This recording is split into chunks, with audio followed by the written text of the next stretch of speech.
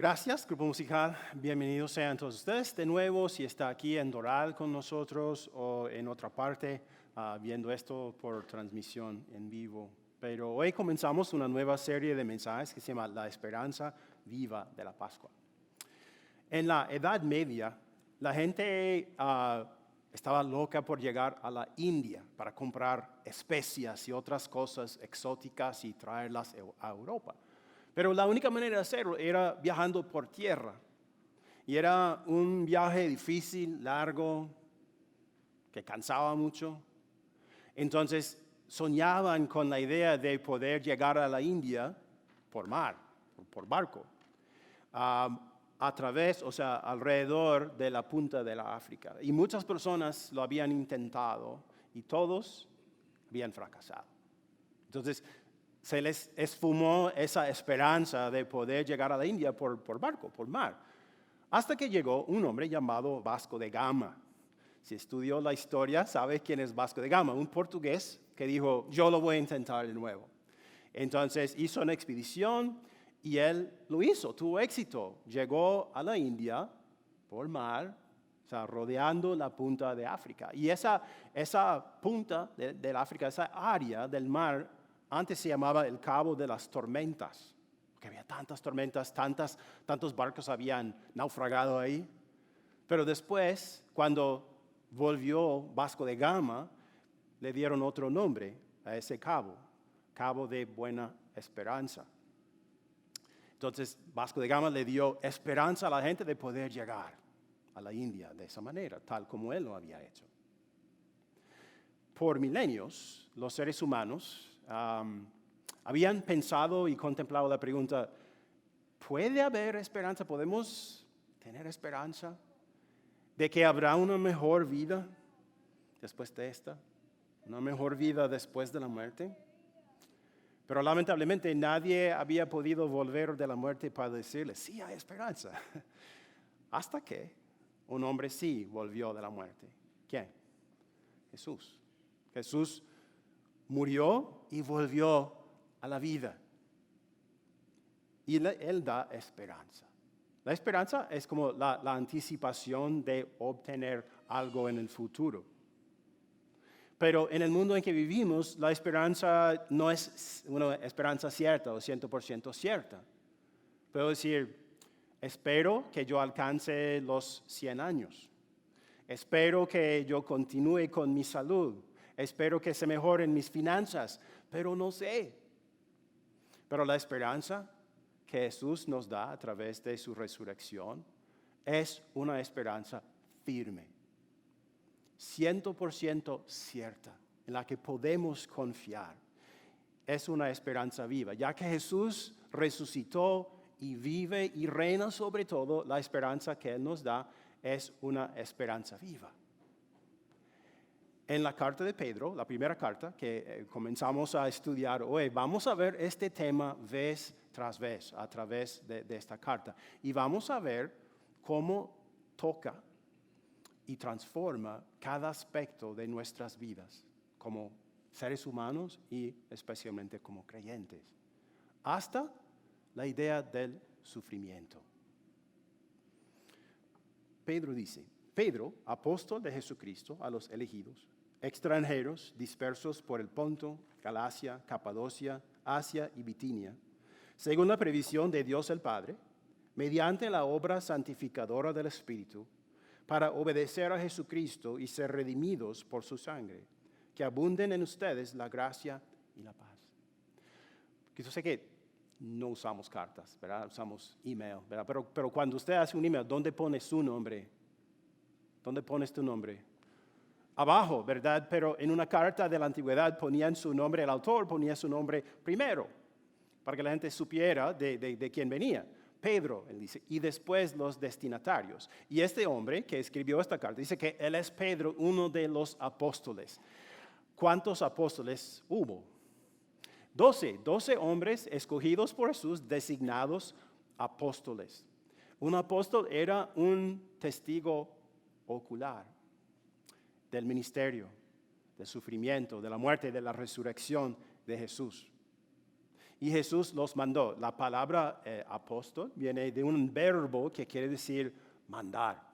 Jesús los mandó al mundo con un mensaje, no su propio mensaje, sino el mensaje de Jesús. Y Pedro fue uno de esos apóstoles, mensajeros especiales o embajadores.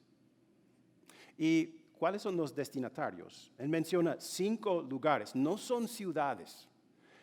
Algunas de las cartas que tenemos en el Nuevo Testamento fueron enviadas a ciudades, como la epístola a los romanos, a los efesios. Eran ciudades y había congregaciones de creyentes en esas ciudades. Pero los lugares a los cuales él manda esta carta son provincias, son como estados, provincias del Imperio Romano en lo que hoy en día es Turquía. Entonces, eran cristianos esparcidos o congregaciones esparcidas por toda esa área. Y diríamos que esta carta era una carta circular, que circulaba entre esas congregaciones. Sucedía de esta forma. La carta llegaba a una congregación, ellos la estudiaban, la leían, la estudiaban, hacían su propia copia a mano y la mandaban a otra congregación. Y esa hacía lo mismo, ¿verdad? Así sucesivamente, hasta que todas hubieran leído la carta. Lo interesante es que Pedro nunca trabajó en estas áreas. No fundó ninguna congregación en Turquía. ¿Quién fundó muchas congregaciones en Turquía? ¿Alguien sabe? Pablo. Por eso hay algunos que piensan, y creo que pueden ser correctos, de que mientras Pablo estaba encarcelado por su fe, él pidió a Pedro y lo animó a escribir una carta a estas personas para animarlas. Y es un tema que vamos a ver otra vez tras vez en esta carta, animar a estas personas. Y veremos la razón por qué. En los primeros 2 versículos que ya leímos, hay varias palabras de ánimo, palabras reconfortantes. Apóstol, cuando recibieron esta carta, decían, bueno, esta carta es de Jesús, porque Él habló por medio de los apóstoles. Entonces, este es un mensaje en el que podemos confiar. El apóstol les recuerda que son redimidos por la sangre de Cristo. Les recuerda, Jesús murió por sus pecados. Fueron elegidos aún antes de que nacieran por Dios para ser suyos, para ser adoptados como sus hijos. Gracia es una palabra que siempre es reconfortante, porque es amor inmerecido. Les digo, ustedes no hicieron nada de esto, no tuvieron nada que ver con esto. Estaban huyendo de Dios, pero Dios los amó, hizo esto porque es un Dios de gracia, de amor inmerecido. Y ahora tienen paz con Dios. No hay enemistad, solo amistad, aceptación y amor.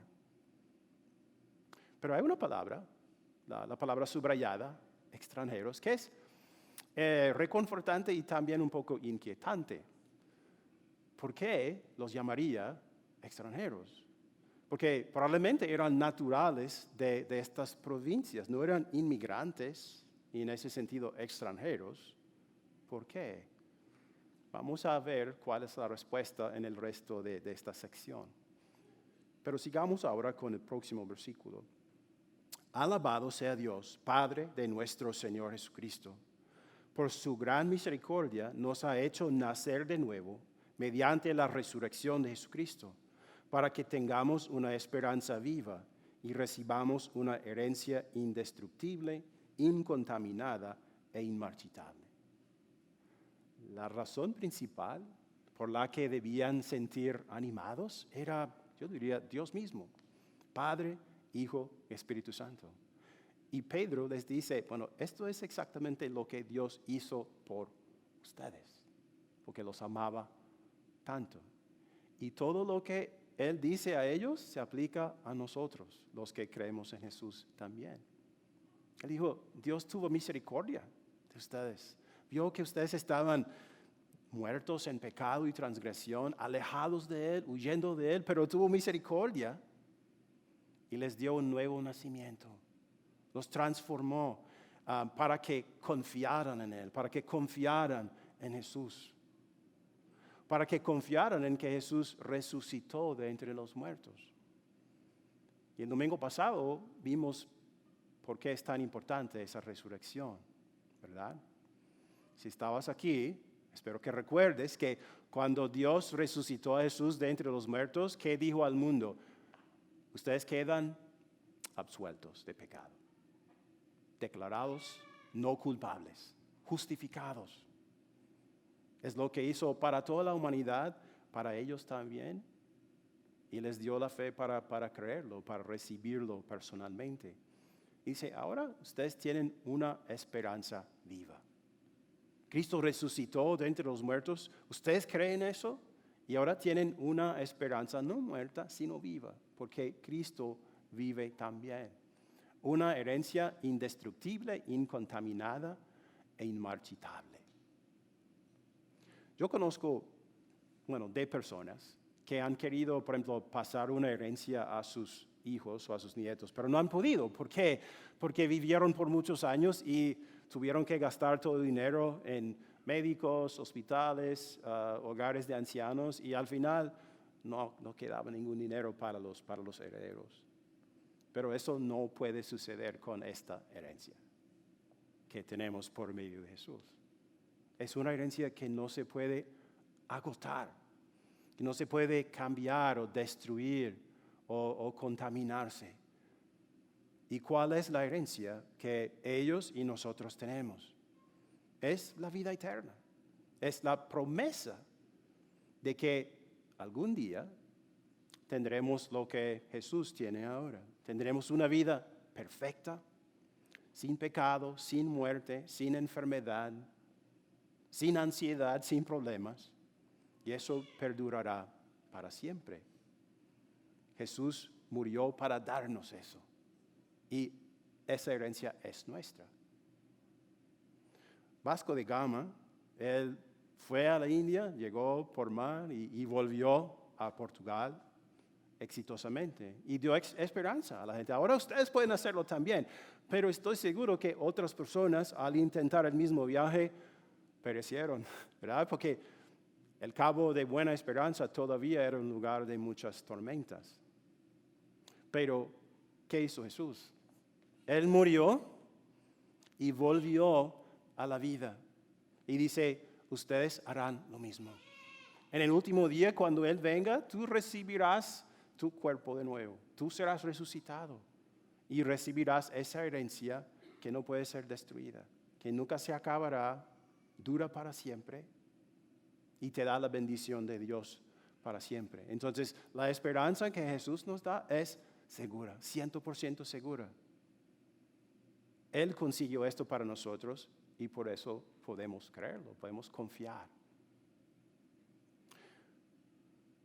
Jesús nunca nos dijo que no tendríamos tormentas en la vida, pero sí nos dice que esas tormentas no nos pueden hundir, porque Él estará con nosotros y Él nos preservará.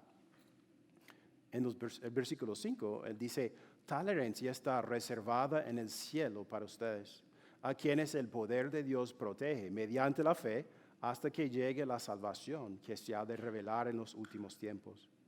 Esto es para ustedes motivo de gran alegría, a pesar de que hasta ahora han tenido que sufrir diversas pruebas por un tiempo. ¿Alguna vez te ha pasado que el hotel o el restaurante te pierde la reservación? Llegas y dicen, bueno, no tenemos reservación en tu nombre. Eso puede suceder. Pero en cuanto a nuestra herencia, Dios diseñó, yo tengo un lugar reservado para ti, en mi reino, que durará para siempre. La noche antes de su muerte, que dijo Jesús a los discípulos, me voy a preparar una morada para ustedes. Y podemos confiar en que esa reservación no se va a cancelar. No solamente nos da esa certeza, sino que dice, bueno, yo te protegeré también. durante lo que pasa en este mundo. ¿Y cómo nos protege? La cosa que tiene que proteger es nuestra fe, porque sin la fe en Jesús no podemos poseer estas cosas. Así que solo tenemos que preguntarnos, ¿cuál es la manera en que llegué a creer en Jesús? ¿Y cuál es la manera en que seré fortalecido? Es por la palabra de Dios. Y cuando tengo la palabra de Dios pura, incontaminada, en toda su verdad y pureza, entonces seré fortalecido para esto. Puedo rechazar las mentiras y las decepciones que los enemigos de Dios lanzan a mí para desviarme de mi fe. Es la manera en que Dios me protege. Y aún durante los sufrimientos puedo tener alegría y gozo. Él dice en el versículo 7, el oro, aunque perecedero, se acrisola al fuego. Así también la fe de ustedes, que vale mucho más que el oro, al ser acrisolada por las pruebas, demostrará que es digna de aprobación, gloria y honor cuando Jesucristo se revele. Ustedes lo aman a pesar de no haberlo visto, y aunque no lo ven ahora, creen en Él y se alegran con un gozo indescriptible y glorioso, pues están obteniendo la meta de su fe, que es su salvación. Ustedes saben que cuando estudiamos un libro de la Biblia hay varias preguntas que deberíamos hacer para poder entenderlo. Y uno es, ¿cuál es el propósito de este libro? ¿Por qué en este caso Pedro escribió esta carta? Y a lo largo de la carta, mientras la estudiamos, vamos a ver que un propósito de escribir esa carta era animar a estos creyentes. Porque porque estaban siendo marginalizados, criticados y hasta perseguidos por su fe en Jesús. Y tenemos que entender el contexto cultural, histórico de esto. En Turquía, donde ellos vivían, no se llamaba Turquía, ¿verdad? Pero en esa área, la gente adoraba muchos dioses, eran politeístas. Cada persona tenía como su panteón personal de dioses que les gustaba. Y pensaba, bueno, este dios, podría ayudarme con eso. Esa diosa, ella sí podría ayudarme en ciertas circunstancias. Soy granjero y por eso este dios ayuda a los granjeros, así que lo voy a traer en mi panteón. Como coleccionaban los dioses. Había muchos y muchas religiones. Y, por ejemplo, cuando los romanos conquistaron estas áreas y dijeron, ustedes van a adorar nuestros dioses, la gente decía, sí, claro. Bueno, podían traernos provecho. Y así fueron estas personas que recibieron la carta de Pedro, pero ahora todo había cambiado, ¿verdad? Ahora ellos adoraban un solo Dios, Padre, Hijo, Espíritu Santo. Ahora creían que el Hijo de Dios había muerto en una cruz, había resucitado y ahora reinaba sobre todo. Y Él era el único camino para llegar a ese único verdadero Dios. ¿Y qué creen ustedes que pensaban sus vecinos y sus familiares de esa creencia? Qué extraño. ¿Un solo Dios? ¿Un hombre crucificado? ¿Cómo así? Ya no parecían naturales, sino extranjeros. No eran normales, sino anormales, según las costumbres y la cultura donde ellos vivían. Así que por eso fueron burlados, criticados, quizás excluidos por sus propios familiares a causa de su fe, perseguidos por la gente común. Este país, Estados Unidos, está cambiando. La situación es todo opuesto, ¿verdad? Estados Unidos antes era un país donde la mayoría era cristiana, pero eso está cambiando. Está volviéndose cada año más secular y menos cristiano. Así que nuestras creencias como cristianos que creemos la Biblia son menos aceptables.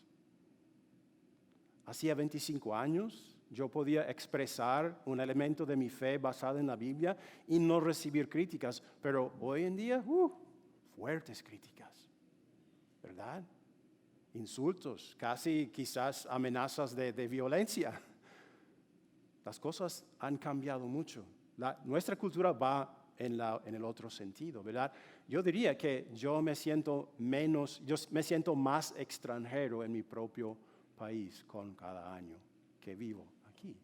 Y cuando sucede eso, cuando nuestra fe es probada por la persecución o por otra cosa, preguntamos ¿por qué? ¿Por qué tiene que suceder esto? Y tenemos una naturaleza pecaminosa que dice, bueno, pero Señor, si yo creo en ti y te sirvo, ¿por qué tengo que ser criticado por mi fe? ¿Por qué permites que esto suceda? No me parece justo. Y Satanás y el mundo en que vivimos, ¿qué hacen? Nos animan a pensar de esa manera. Sí, cierto. ¿Cómo puede ser fiel este Dios? Que dice que tú le perteneces a Él, pero Él permite que la gente te trate así. Más valdría esconder tu fe. No hablar de ella. Esconder el hecho de que seas cristiano o de hecho abandonar la fe completamente. Es lo que están haciendo muchos. Es un peligro para todos nosotros, ¿no? Mientras creamos en Jesús como nuestro único Salvador, somos ciudadanos del cielo. Por eso somos extranjeros aquí. Ciudadanos del cielo. Es la promesa de Dios y podemos creerla. Pero todavía tenemos una naturaleza que permite que cosas contaminen nuestra fe. Y esas actitudes y tendencias pecaminosas necesitan ser removidas de nuestras vidas para que no nos contaminen, para que no nos hagan tropezar y caer de la fe. Y Pedro compara eso a cómo se acrisola el oro al fuego. ¿Entienden el proceso? Someten el oro a calor muy fuerte. ¿Para qué? Para separar las impurezas del oro, para que quede solamente el oro puro. Dice que esto es lo que Dios está haciendo en nosotros. Cuando nos pone a prueba, cuando permite que pruebas entren a nuestras vidas como estas, como la persecución o cualquier otra cosa, está tratando de purificar nuestra fe, quitar las impurezas de nosotros, los pecados que nos puedan tropezar. Este proceso de purificación nos da a entender de que somos extranjeros, que pertenecemos a Dios, no a este mundo, que pertenecemos al cielo, no a este mundo temporal. Nadie pone el oro en el fuego para destruirlo, ¿verdad? Sería loco, ¿verdad? Porque el oro vale demasiado. Lo hacen para mejorarlo, ¿verdad? Y así también, Dios no pone nuestra fe a prueba para destruirla o para castigarnos o para amargar nuestras vidas, sino para purificarla. Para que nos demos cuenta de que te necesito, Dios. Para que nos demos cuenta de que nosotros, por nosotros solos, no podemos comprender sus propósitos, no podemos comprender que Él solamente quiere el bien para nosotros. Este proceso nos hace entender que dependemos por completo de Él. Y aún más importante, nos vuelve a la cruz de Jesús. Porque cuando suceden pruebas, Dios quiere que siempre volvamos a la cruz de Jesús. Porque ahí que recibimos paz. Porque ahí confesamos nuestras debilidades, nuestra falta de fe, nuestras dudas, nuestro enojo contra Dios, todos los otros pecados. Y Jesús nos dice, no te preocupes. Yo pasé por las llamas del infierno en la cruz para que tú no tengas que pasar por esas llamas. No serás condenado. Tu pecado no puede destruir esa herencia que tengo para ti. No puede cancelar la reservación. Estás perdonado. Y es donde recibimos la fuerza para seguir adelante, confiando en Él, confiando en que sí, este proceso es algo bueno. A veces duele, pero es algo bueno que Dios hace en nuestras vidas para nuestro bien, para fortalecernos. Y el proceso de las pruebas también nos lleva a buscar ayuda a personas que pueden edificar nuestra fe, no destruirla. ¿Y quiénes son? Todos nosotros, ¿verdad? Los que creemos, los creyentes, los miembros de nuestra familia espiritual. Ustedes son las personas que me ayudan, que edifican mi fe. No me voy a separar completamente del mundo, porque Dios quiere que yo sea sal y luz en el mundo, pero voy a buscar fortalecimiento aquí, en la palabra y con ustedes. En la última parte, Pedro habla de los profetas del Antiguo Testamento y de los apóstoles del Nuevo Testamento. Dice que el testimonio en conjunto de ellos es el cimiento de nuestra fe. Él dice, los profetas que anunciaron la gracia reservada para ustedes, estudiaron cuidadosamente esta salvación. Querían descubrir a qué tiempo y a cuáles circunstancias se refería el Espíritu de Cristo que estaba en ellos, cuando testificó de antemano acerca de los sufrimientos de Cristo y de la gloria que vendría después de estos. A ellos se les reveló que no se estaban sirviendo a sí mismos, sino que les servían a ustedes. Hablaban de las cosas que ahora les han anunciado, los que les predicaron el Evangelio por medio del Espíritu Santo enviado del cielo. Aún los mismos ángeles anhelan contemplar estas cosas. Quiero que, para terminar, hagamos una lista de 5 cosas que nosotros tenemos en 2024 que hacen nuestras vidas más fáciles que las vidas de ellos que recibieron esta carta por primera vez. 5 cosas que hacen más fáciles nuestras vidas que las de ellos. ¿Pueden decírmelo? Tecnología. Eso es muy general. Algo más específico. Electricidad. Muy bien, me alegra. Aviones. Aire acondicionado. Carros. Ok, bueno, podríamos hacer una lista muy grande. O sea, sí, estas cosas nos hacen la vida más fácil. ¿Cuál es la cosa? ¿Cuál es la ventaja espiritual que tenemos? Esto. Tenemos la revelación completa de los profetas, de los apóstoles, Antiguo, Nuevo Testamento, desde Génesis hasta Apocalipsis. Conocemos la historia entera del amor de Dios por nosotros. Si los ángeles anhelan contemplar estas cosas, nosotros deberíamos anhelar contemplarlas aún más. Porque ellos son santos y perfectos, nosotros no. Tenemos muchas debilidades y necesitamos lo que la palabra nos ofrece. Es el cimiento de nuestra fe y la única cosa, el Espíritu obrando por medio de esta palabra que nos mantendrá firmes en la fe a través de todas las pruebas, las tormentas de la vida. Vasco da Gama dio esperanza a la gente de poder llegar a la India por mar, pero no fue una esperanza perfecta. Uno todavía podía morir en una tormenta. Jesús da una esperanza mucho mejor, una esperanza perfecta y viva. Él murió, Él resucitó, volvió de la muerte y promete que todos los que creen en Él harán lo mismo. Y algún día estarán como ellos, nosotros estaremos como Él, con una vida perfecta, sin pecado, sin problemas, sin tormentas, sin enfermedades, sin nada malo. Una herencia indestructible, incontaminada e inmarchitable. Y esa es la cosa que nos permite hasta tener alegría en el sufrimiento aquí, porque no hay duda de que lo tendremos. Amén. Amén.